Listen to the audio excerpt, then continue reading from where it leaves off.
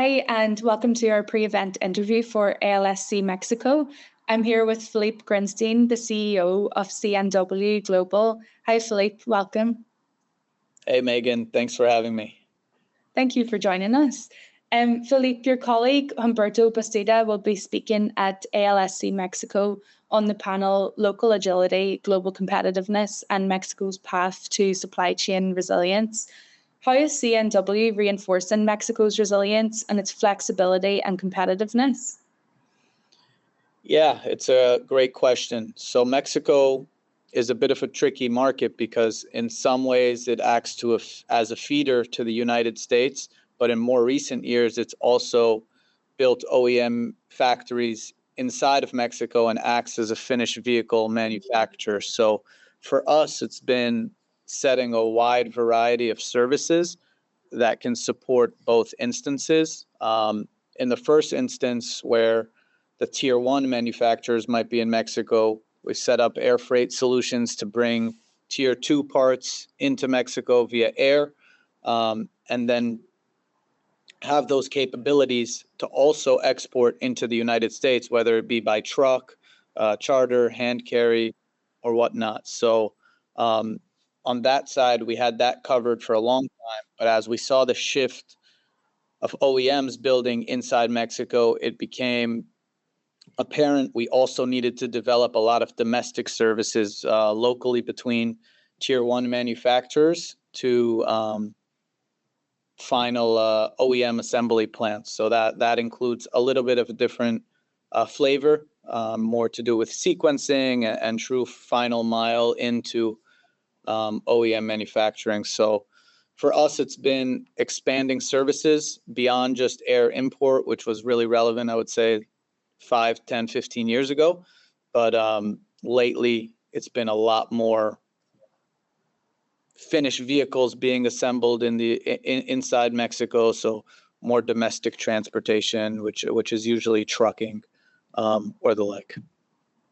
And how important is it to nurture partnerships and collaboration within Mexico's supply chain and globally as well? How do you go about that?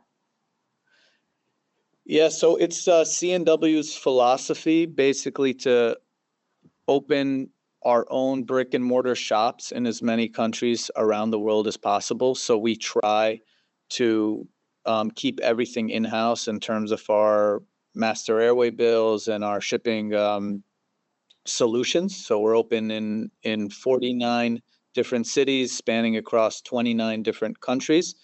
In Mexico specifically, we're open on the border between El Paso and Juárez, and also in Guadalajara. So we believe that gives us two really good bases. One in the mainland and like close to the Bajío Triangle, where a lot of the automotive manufacturing is done. And then another base by the border, which will cover for us main logistics hubs like Laredo, El Paso, the manufacturing hub of Juárez, McAllen and Reynosa, and also Nogales and Hermosillo over to the west. So for us, it's important to have boots on the ground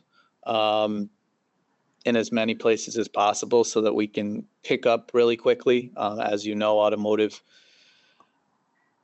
companies and customers, they don't like to wait for their shipments, and it's a extremely urgent, at times panicky supply chain. So for us, the model has been build out the infrastructure so that communication is really streamlined and pickups and deliveries can be done really quickly.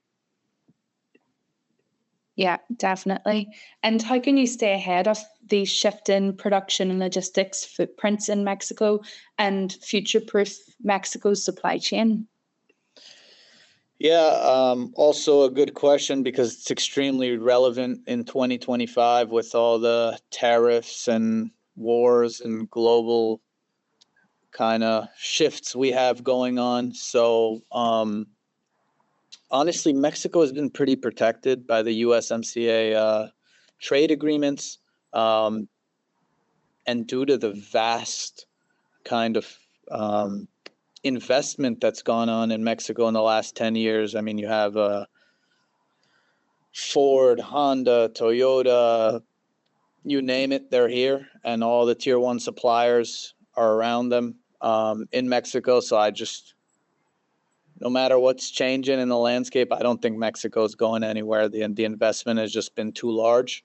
The one thing that we have to continue adapting, like I mentioned before, is sometimes Mexico acts as a supplier to the U.S. and sometimes it's a manufacturing hub in itself. So it's just really staying flexible worldwide. Sometimes you need to bring parts in from China to a OEM in Mexico. So you need to have those inbound solutions when Mexico is acting like the end OEM, but then also having those outbound solutions when Mexico is acting as the feeder to the US or Germany or wherever it may be. So for us, it's having that product mix of the air freight in, trucking out, charter out, hand carry in, whatever it may be. It's building that robust set of solutions so that customers have a one-stop shop to go to, and they feel comfortable, whether it's an international move or a domestic move.